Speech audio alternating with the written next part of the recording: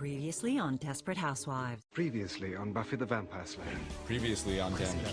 Previously on Lost. Previously on Fringe.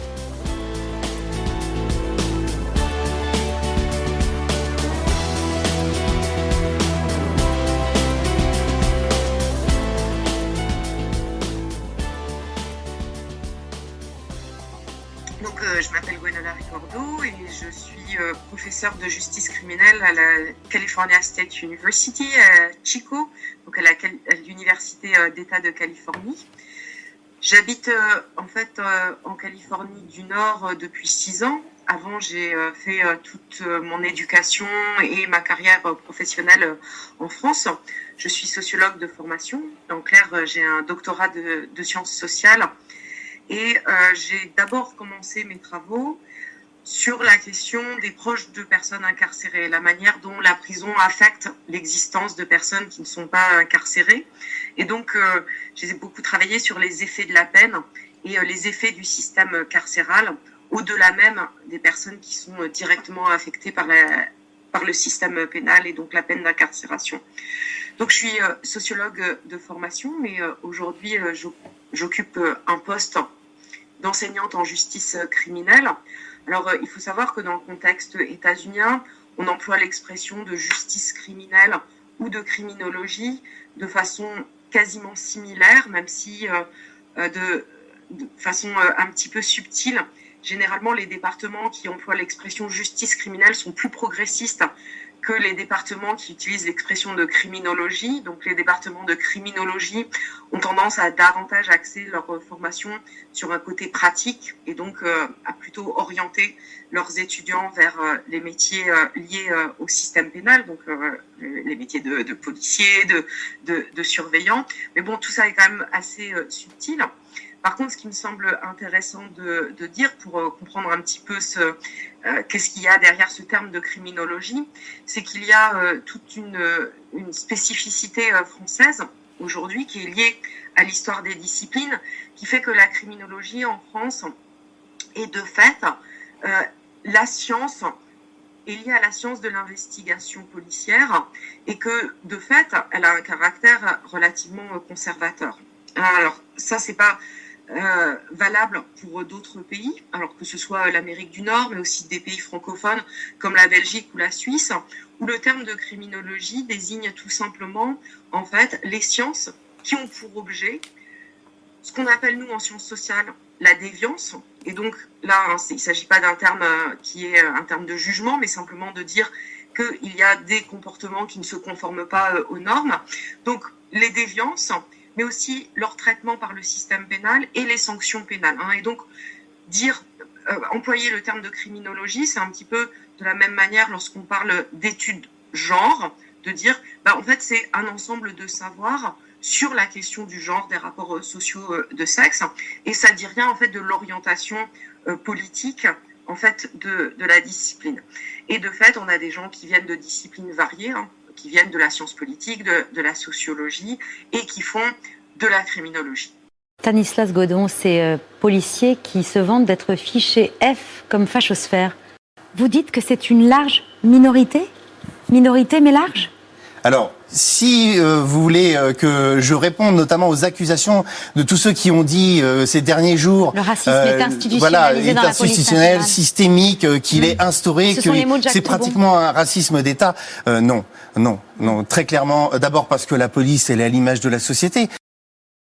Le discours qui est le plus souvent entendu dans les médias ou même la critique de la police, de dire qu'il y a des dysfonctionnements. Et nous, d'un point de vue abolitionniste, nous disons non, il n'y a pas des dysfonctionnements. Tout ceci est le fonctionnement normal, en fait, de la police. On ne peut pas imaginer, en fait, une bonne police, et qu'on ne peut pas imaginer de mauvais et de bons policiers.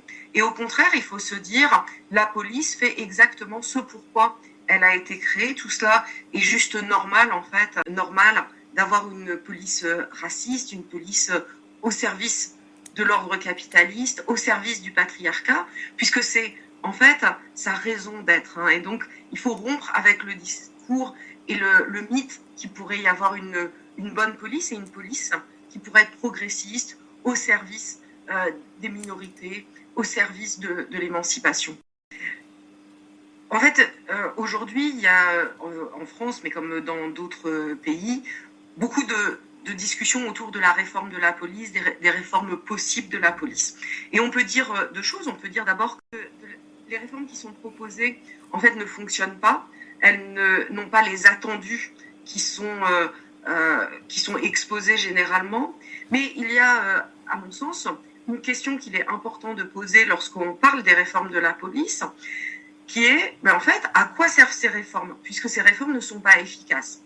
Et un certain nombre d'auteurs, en particulier Dylan Rodriguez, qui publie un texte dans le livre 1312 raisons d'abolir la police, Dylan Rodriguez dit, en fait, ces réformes, elles ont un rôle, et leur rôle, en fait, c'est de contribuer à la contre-insurrection libérale. Et je trouve ça extrêmement intéressant, en fait, de rompre avec les discussions autour des réformes, de ce que l'on pourrait faire pour améliorer la police, mais plutôt d'interroger les réformes elles-mêmes et quel est, en fait, le rôle de ce mythe de la possibilité de réformer la police. Et donc, de dire en clair que ces réformes et tous les discours autour des réformes de la police contribuent à légitimer l'existence de la police. Ils rêvent tous d'attraper Lolo, un pop, une moustache sur les portraits robots, 4 mecs WhatsApp et des sacs de rando. La police va du shit dans toutes mes vidéos. Petit à l'école, ils se faisaient frapper, pouvaient devenir quelqu'un mais sont devenus condés. Ils veulent se venger, cherchent de l'autorité. La vie se résume à pas se faire choper. Chez moi tout le monde trouve son bonheur. Je fais des courses poursuites en roller. Les poches sont pleines, je suis bon acteur. Un joint de la taille d'un réacteur. Je veux faire l'argent, duper l'État, survole le fisc et toutes les lois. Mais la bague, la vie de ma mère, la douane est stup, marche en l'air, fisc les keufs, je sais comment faire, ouais la justice, quelle salope. Nique la bague, la vie de ma mère, la douane est stup, marche en l'air, fisc les keufs, je sais comment faire, ouais la justice, quelle salope. Ça veut pas que les jeunes fument la beuh, mais eux boivent du rouge tous les soirs. Vide ma valise sur le quai de la gare, bah que fouille dans mes caleçons sales. Fils de pute, contribue à mon pécule. Les drogués c'est ma tribu, 1 ou 2 kills j'ai plus. Ouais, j'ai un procès clair, j'ai comme procès et R. Jeune apprenti proxénète, car quoi de très peu sur le net. J'serai dans ma planque barricadée, mais jamais derrière les barreaux. Fétichiste du bon bédo, anarchiste kick les collabos. J'veux faire l'argent, duper l'État, survole le fisc et toutes les lois. Mais la bague, la vie de ma mère, la douane est stup, marche en l'air, fisc les keufs, j'sais comment faire, ouais la justice, quelle salope. Nique la bague, la vie de ma mère, la douane est stup, marche en l'air, fisc les keufs, j'sais comment faire, ouais la justice, quelle salope. Hein? La résine de quoi? Ah là là, j'ai déjà vu ça à la télé. Non, moi j'aime pas ça. Ah non, je fume pas. Ouais, t'inquiète, bonne journée. Nique la bague, la vie de ma mère, la douane est stup, marche en l'air, fisc les keufs, j'sais comment faire, ouais la justice, quelle salope. Nique la bague, la vie de ma mère, la douane est stup, marche en l'air, fisc les keufs, j'sais comment faire, ouais la justice, quelle salope. La police, la mise en avant des populations qui sont ciblées par l'action de la police. On dit, et c'est très largement admis, et c'est le cas, que la police est raciste, qu'elle vise tout particulièrement les hommes racisés, les hommes pauvres. Et c'est évidemment important de le dire, parce que c'est important de souligner, en fait, quel est le rôle de la police et que la criminalisation, elle n'est pas liée à une sorte de naturalité de la criminalité.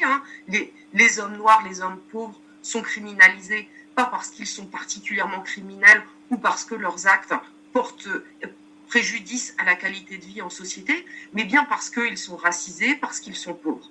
Mais une fois que l'on a dit ça, et encore une fois, c'est important de le dire très clairement, on remarque que très souvent, on ne rentre pas dans, en fait, l'autre partie de la question qui est, mais en fait, à qui profite l'existence de la police? On dit qui est atteint par l'existence de la police, qui est affecté par l'existence de la police.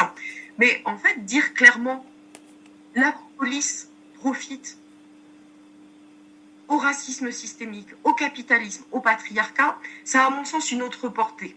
Et donc ça renverse la charge, et au lieu de simplement pouvoir imaginer une police qui, par exemple, aurait moins de stéréotypes ou de biais racistes, c'est des expressions beaucoup utilisées en Amérique du Nord, cette idée que il faudrait que la police, finalement, qu'il y ait moins de biais racistes ou de stéréotypes racistes, finalement, c'est un piège qui se referme sur nous. Par contre, si on dit la police profite au capitalisme, la police profite à la bourgeoisie, la police profite aux populations blanches, la police profite au patriarcat, là, en fait, il n'y a pas de moyen de réformer ça. Ce qu'il faudrait, c'est qu'ils s'arrangent quand même pour qu'à la fin de l'année, il y ait moins de morts du côté des assassins que du côté de la police. Ça me paraît indispensable. Que l'équilibre reste entier, voyez-vous. Vous pouvez pas mettre sur la balance, disons, un policier qui fait son travail ou son devoir, puisque c'est le terme utilisé, expliquez-moi comment, et un gangster qui attaque une un banque, policier non qui fait son devoir tire toujours sur un arabe en tombant dans le dos. Expliquez-moi. Expliquez-moi ce que les policiers foutent dans le dos des arabes avec un revolver à la main et à chaque fois ils tombent. Alors l'étiquette et l'expression abolitionnisme, ça apparaît au milieu des années 70. Ça apparaît à la fois en Amérique du Nord et en Europe. Et à partir de ce moment-là, on peut dire qu'il y a à la fois des intellectuels, des chercheurs, des militants, militantes, des luttes qui se revendiquent de l'abolitionnisme et qui se pensent comme abolitionnistes. Mais après, comme beaucoup d'ailleurs de champs de lutte, il peut y avoir des luttes qui, sans revendiquer une étiquette, s'inscrivent dans ce courant de pensée ou contribuent en fait à l'avancée de ce type d'idées. Et si en fait on essaie de faire une généalogie de ce qu'est l'abolitionnisme, on peut dire certes, c'est à partir du milieu des années 70 qu'il y a cette étiquette qui peut être revendiquée. Par contre, ce qu'on peut voir, c'est qu'il y a à la fois une longue histoire de résistance populaire à l'existence de la police, qu'il y a dans la culture populaire de nombreuses manières dont l'existence de la police a été contestée. Et puis, il y a dans les expressions politiques, notamment avec les mouvements anarchistes, depuis toujours une contestation de l'ordre policier et de la légitimité de l'État. Et quand vous remettez en cause l'existence de l'État, forcément, vous remettez en cause la police. Et donc, on peut parler alors d'un proto-abolitionnisme, d'un abolitionnisme qui ne se dit pas abolitionniste. Mais c'est vrai que je pense que c'est important de pas réduire l'abolitionnisme à des luttes ou à des réflexions qui se revendiquent telles. Et c'est de la même façon on peut dire cela également du féminisme. L'étiquette féministe n'est pas toujours revendiquée, mais ça ne veut pas dire qu'il n'y a pas certaines luttes qui, sans utiliser l'étiquette féministe, contribuent à l'avancée de la cause des femmes. Et il y a eu des luttes féministes, que l'on pourrait qualifier aujourd'hui de féministes, avant même que cette étiquette existe.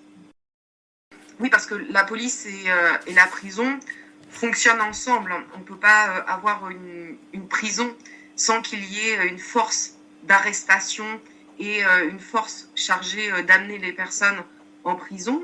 Et puis, aujourd'hui, le système pénal c'est un système qui repose sur la punition. Et dans l'état actuel de nos sociétés, la peine d'enfermement, la peine d'incarcération est la peine étendard. Et pour nous, abolitionnistes, lorsqu'on revendique et qu'on travaille à l'abolition du système pénal, on pense en fait toutes les institutions pénales, donc que sont la prison, les tribunaux et la police.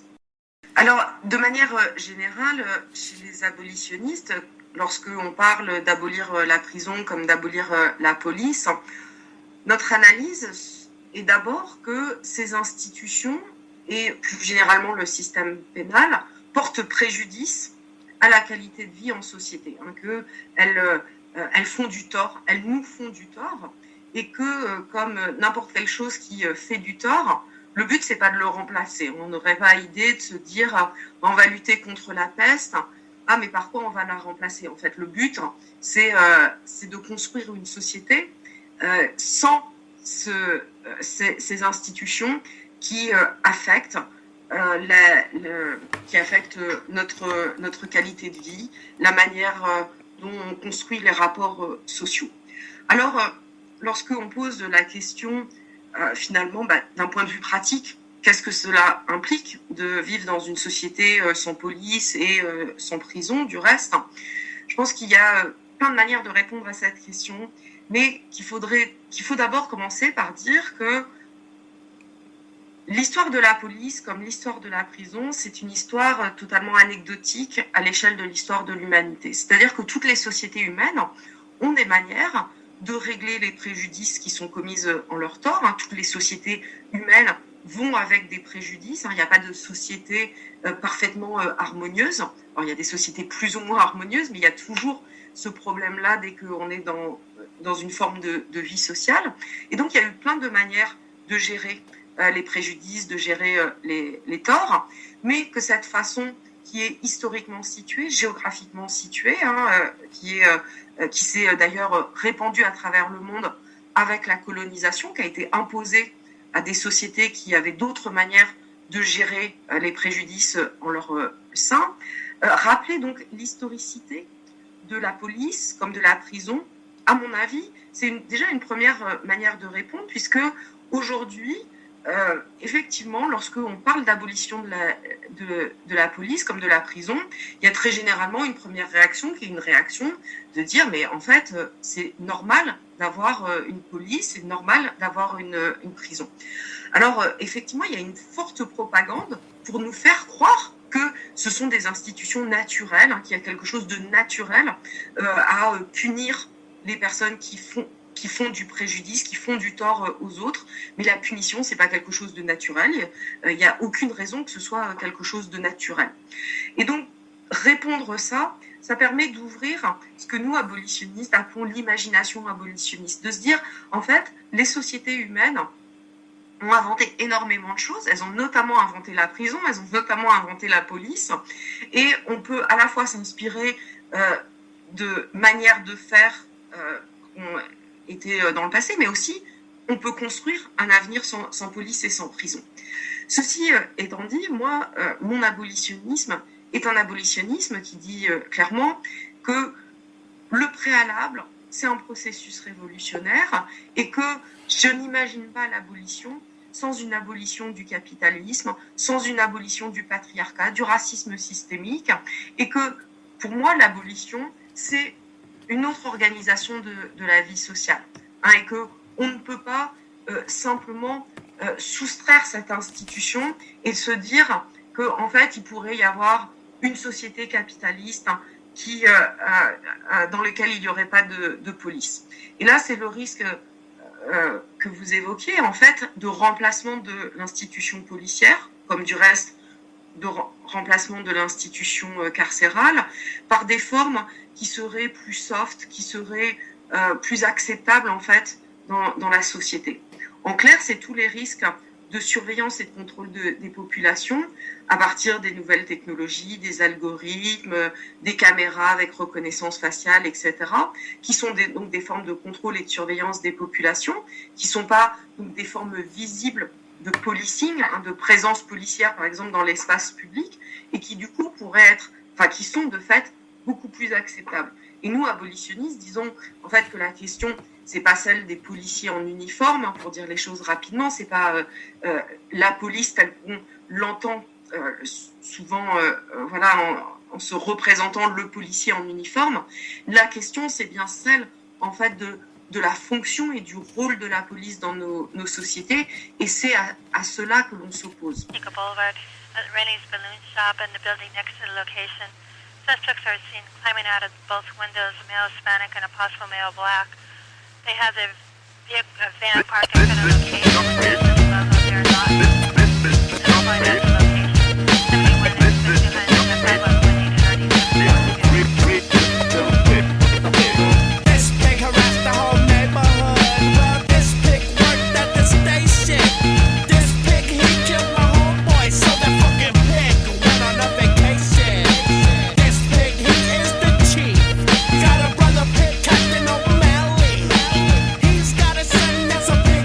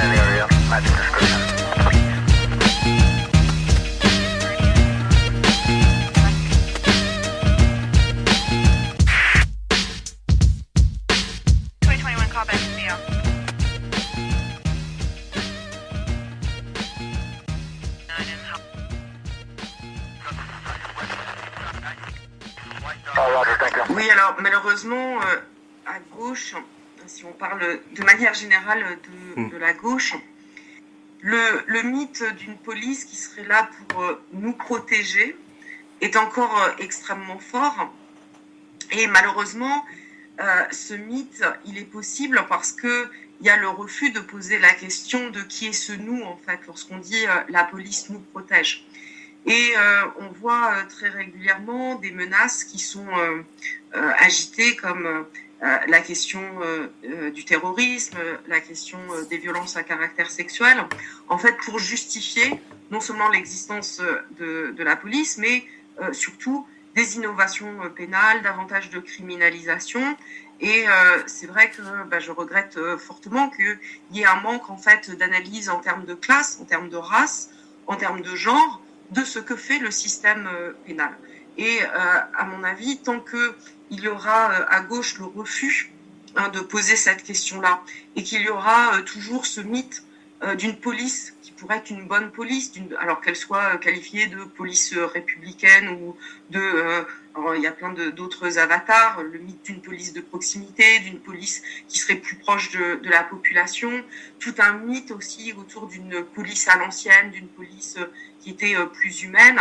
Alors tout ça est totalement faux, c'est ignorer le rôle passé et présent de la police dans la criminalisation des luttes émancipatrices, de la répression des mouvements sociaux, du rôle de la police dans la colonisation.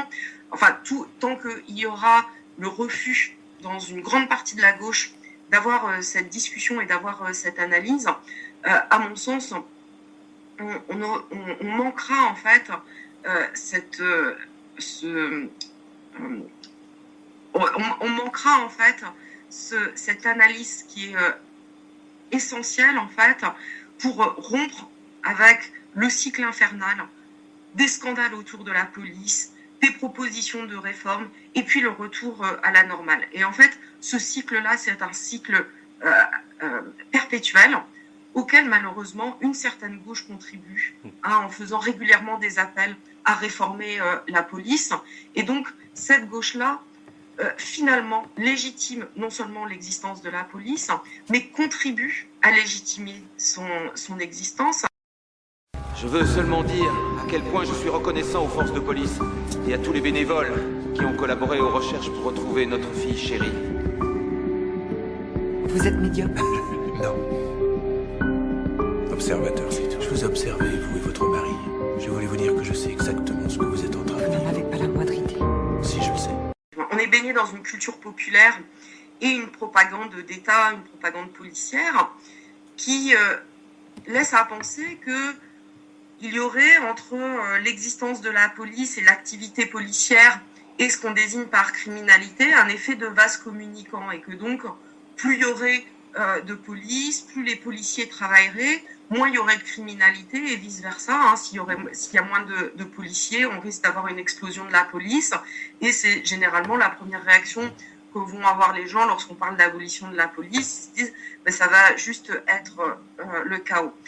Et en fait, ce qui est assez marrant, c'est que lorsque on dit aux gens, mais en fait, on sait que le premier, parmi les facteurs explicatifs du niveau de la délinquance, en tout cas de ce qu'on appelle la délinquance, on retrouve la question de la répartition des richesses, la qualité des liens sociaux. Lorsqu'on dit ça, ça paraît évident pour un grand nombre de personnes, que c'est d'abord ça qui explique pourquoi il peut y avoir des vols, pourquoi il peut y avoir des violences interpersonnelles, etc. Et en fait, dire cela, dire que la délinquance, la criminalité est liée à la question des richesses, de leur répartition, du mode de vie des personnes, mais en fait, c'est exactement dire la même chose que la police a peu d'efficacité sur la délinquance et la criminalité. Mais par contre, il y a une formulation qui est plus choquante que l'autre, alors que le sens est le même. Alors, une fois que l'on a dit ça, il faut aussi dire que ce que l'on entend aujourd'hui par délinquance, criminalité, c'est en fait construit historiquement et socialement, et que tout cela est à la fois le résultat du système capitaliste, de la manière dont est pensé ce qui fait tort à la société, et notamment la criminalisation de tout ce qui est lié à la propriété privée, et que donc lorsque on fait la critique de l'action policière sur ce qui est désigné comme la criminalité, on dit aussi que nous, abolitionnistes, pensons qu'il faut se défaire en fait de ces catégories de crimes, de criminalité, et en venir plutôt à des définitions qui sont liées au préjudice, au tort subi par les individus. Et donc sortir de ce code pénal qui est l'expression d'un rapport de domination, qui est le résultat d'une société capitaliste, bourgeoise, raciste, patriarcale, et que du coup, lorsque nous pensons la qualité de vie en société, la manière dont on peut répondre aux préjudices, aux torts des uns et des autres, évidemment que l'on ne pense pas en termes de délinquance et de criminalité tel que c'est aujourd'hui pensé.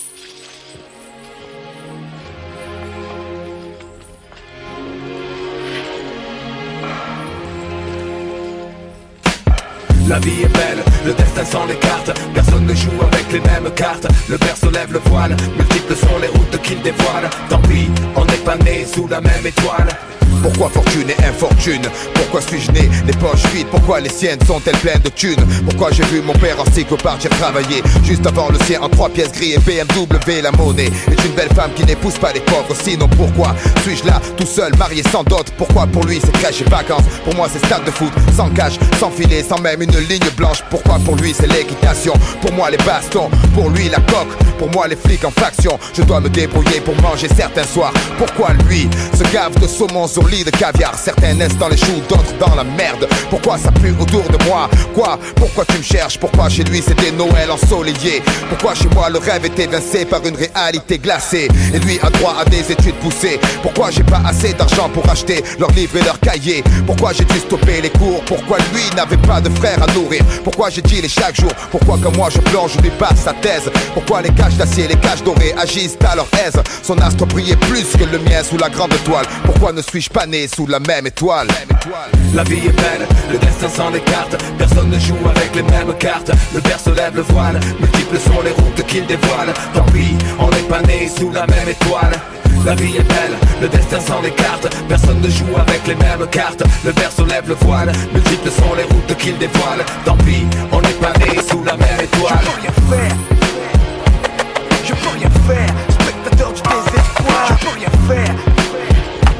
Je peux rien faire, spectateur du désespoir. Comme Issa, pourquoi je suis pas né la bonne étoile? Veillant sur moi, couloir plein de toits, de crachat, tcha-tcha, de francs. Compète des tapettes de vent, c'est porté de grandir sans un franc, c'est trop décevant. Simplement en culotte courte, pas faire l'appel mécanique plate avec des pots de yaourt, c'est pas grave, je n'en veux à personne. Et si mon heure sonne, je m'en irai comme je suis venu. Adolescent, incandescence, chiante à tour de bras sur le fruit défendu, innocent. Témoin de type abattu dans la rue, c'est une enfance de la pourriture, ouais. Je ne drague pas mais virer des tartes aux petites avec les couettes. Pas de peur devant mon père, ma sœur portait le voile. Je revois à l'école les gosses qui la croient ce poil, c'est rien Léa. Si on était moins scrupuleux, un peu de jeu du feu, on serait comme eux. Mais j'ai pleuré pour avoir un job comme un crevard sans boire. Les je t'aime à mes parents seuls dans mon lit le soir. Chacun son boulet, sans ambition, la vie c'est trop long. Écrire des poèmes, puis c'est violent dans un violon. Tu te fixes sur le wagon, c'est la locomotive que tu manques. C'est pas la couleur, c'est le compte en banque. J'exprime mon avis, même si tout le monde s'en fiche. Je serais pas comme ça si j'avais vu la vie riche. La vie est belle, le destin s'en écarte. Personne ne joue avec les mêmes cartes. Le berceau lève le voile, multiples sont les routes qu'il dévoile. Tant pis, on n'est pas né sous la même étoile. La vie est belle, le destin s'en écarte. Personne ne joue avec les mêmes cartes. Le berceau lève le voile, multiples sont les routes qu'il dévoile. Tant pis, on n'est pas né sous la même étoile. Mon Dieu, pourquoi ne puis-je vivre comme n'importe quel être humain? Pourquoi mon destin est-il de ne pouvoir cesser de me battre? Je peux rien faire. Je peux rien faire. Je peux rien faire. Je peux rien faire. Spectateur du désespoir. La vie de rêve. La vie de rêve.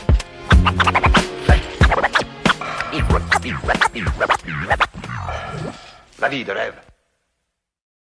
Oui, ces cycles faits d'images de violences policières, de crimes policiers, suivis par une indignation, des mobilisations, des propositions de réforme, et puis le retour à la normale, c'est des cycles qui sont extrêmement bien rodés, hein, c'est des cycles politico-médiatiques que l'on n'observe pas simplement en France. Et pour nous, abolitionnistes, ces cycles sont simplement en fait des manières de justifier toujours et encore l'existence de la police. Et d'un point de vue stratégique, il est, à mon sens, important en fait de pas les nourrir et de voir que en fait ces cycles-là permettent toujours d'éviter la discussion sur la légitimité de l'existence de la police. En fait, on sort jamais de cette matrice. Hein, il y a toujours en plus les mêmes réformes qui sont proposées. Enfin, il y a vraiment une stabilité en termes de propositions. Il y a toujours des invocations des polices étrangères, et ça c'est vraiment quelque chose qu'on observe dans tous les pays. Hein. Aux États-Unis, on nous parle des polices européennes. Lorsque on est dans ce genre de séquences médiatiques en France, on va nous parler de la police allemande, de la police dans les pays scandinaves, et puis dans ces pays-là, il y a sans doute d'autres polices qui sont invoquées. Et donc tout ça, c'est finalement une manière de dire qu'il existerait de bonnes polices, des polices moins bonnes, et que donc on pourrait réformer la police. Et donc finalement, tout cela sert l'agenda et les mythes réformistes qui, évidemment, sont des mythes auxquels on s'oppose en tant qu'abolitionniste. On entend souvent dire effectivement qu'il faudrait plus former les policiers, et à cela il faut répondre plusieurs choses, à commencer que les policiers qui ont tué George Floyd aux États-Unis, donc à Minneapolis en 2020, appartenaient à l'une des polices les plus réformées des États-Unis, donc la police de Minneapolis. Hein, ça a été abondamment rappelé par un abolitionniste qui est Alex Vitale. Et donc, se dire que c'est d'un point de vue pragmatique, pas une manière de s'assurer en fait que les policiers vont être moins violents, moins racistes, etc. Et aux États-Unis, on a une industrie extrêmement importante qui est celle de l'éducation aux biais et aux stéréotypes de race, et d'ailleurs aussi aux stéréotypes de genre. Hein, tout ça constitue un champ relativement prospère qui, en fait, tend à faire croire que le racisme, c'est une question d'éducation, c'est une question individuelle, et qu'il suffirait d'être davantage éduqué et qu'on se débarrasserait ainsi du racisme. En fait, le racisme, c'est une structure sociale. La deuxième objection que l'on peut faire à la proposition d'éduquer davantage les policiers, c'est que finalement, ça contribue à allouer davantage de ressources à la police, et que d'un point de vue très pragmatique, on peut se dire que si on lutte contre l'institution policière, on veut en fait d'abord que l'institution policière ait moins de budget. Hein. Il ne s'agit pas en fait que l'institution policière se gonfle d'un point de vue budgétaire. Et donc il y a sans doute d'un point de vue tactique là une revendication qui finalement serait contre-productive. Alors on entend aussi souvent dans les propositions qui sont souvent formulées autour de la police qu'il faudrait que les policiers rendent davantage des comptes, que la police rende des comptes. Et cela se formule de différentes manières. Alors ça peut être la supervision de la police via ce qu'on connaît en France, une police des polices, IGPN, etc. Alors il y a parfois d'autres propositions de type comité de surveillance ou de contrôle qui serait ouvert à des citoyens, des citoyennes. Et puis c'est la question de l'impunité policière et le fait qu'il faudrait qu'il y ait davantage de condamnations de policiers. Alors tout cela amène un certain nombre d'objections, à commencer par le fait que le contrôle de la police, en fait, ça permet pas de sortir de la question de l'existence de la police. Et pour le dire sous forme de boutade, qui va policer ceux qui polissent la police, hein, qui finalement va être chargé de contrôler ce que fait la police. Et est-ce vraiment de cette manière-là dont on pourrait se sortir par le haut, en fait, de la question de l'existence de la police? Alors, il y a évidemment, d'un point de vue pragmatique, l'observation de ce que font ce type de comité de surveillance, de vigilance, etc., qui nous permet d'être très sceptique, en fait, sur la portée, en fait, de leur action. Et puis, il y a toujours, en tout cas à mon sens, un effet d'annonce qui serait que cela permettrait d'avoir davantage de transparence, davantage de vérité sur l'activité policière. Mais pour moi, il faut répéter en fait que il y a depuis très longtemps un travail militant extrêmement important, extrêmement bien renseigné sur ce que fait la police, et que on n'a pas réellement, c'est pas réellement ce dont on a besoin de savoir davantage ce que fait la police. On le sait, on sait déjà que la police est raciste, on sait déjà que les populations pauvres, que les populations racisées sont victimes de la police. Et donc, pourquoi nous proposer en fait une énième institution qui finalement ferait ce que font déjà très bien les militants et ce que savent très bien les gens qui sont la cible de l'institution policière. Alors, quant à faire rendre des comptes à la police devant les tribunaux, il y a pour moi également un caractère totalement illusoire. Je voudrais rappeler que lorsque Derek Chauvin, le principal responsable du meurtre de George Floyd, a été condamné devant la justice états-unienne, le principal syndicat de policiers aux États-Unis s'en est réjoui, et c'est tout à fait naturel qu'il s'en soit réjoui, parce que cette condamnation, c'est finalement totalement... ça s'inscrit totalement dans le discours policier, qui est celui de l'existence en fait de brebis galeuses ou de mauvaises pommes, de pommes pourries comme on dit aux États-Unis, et désigner un Derek Chauvin comme un policier raciste, un policier violent, c'est finalement justifier le fait qu'il existe des bons policiers, que Derek Chauvin n'avait pas sa place parmi les policiers, mais pendant ce temps-là, en fait, ça contribue à renforcer l'idée qu'il est possible d'avoir de bons policiers et qu'il suffirait en fait de se débarrasser de quelques mauvais policiers. Il y a cette illusion que la police serait là pour ce qu'on entend généralement la sécurité, mais en fait la sécurité, alors Marx dit concept suprême de la société bourgeoise, mais c'est effectivement cette idée que la question n'est pas celle finalement de la sécurité interindividuelle, de cette représentation que l'on a, que c'est l'autre qui est dangereux pour nous, et cette focalisation qu'on peut avoir avec ce terme de délinquance, comme quoi les préjudices sont essentiellement des préjudices commis entre les personnes. Mais cette focalisation nous détourne notre attention sur des systèmes qui sont extrêmement néfastes et qui font bien plus de victimes que ce qu'est aujourd'hui désigné par les termes de délinquance ou de criminalité. Et il s'agit là du système capitaliste, du racisme systémique, du patriarcat, et ces systèmes de domination, ces systèmes qui sont extrêmement néfastes, dont on ne compte jamais les morts et les blessés, ils sont jamais sur le banc des accusés. Et donc, dans les tribunaux, sur les bancs des accusés, on retrouve des personnes qui... alors, je suis pas en train de dire qu'il n'y a pas de préjudice, qu'il n'y a pas de tort, qu'il n'y a pas de vraies victimes, mais en tout cas, les systèmes qui permettent ces formes de victimation sont évidemment jamais poursuivis en justice. Et le système pénal est là, en fait, pour désigner des individus, alors y compris un Derek Chauvin, pour dire que ce sont eux les responsables, et donc de jamais, en fait, avoir la discussion sur les systèmes de domination qui permettent cela.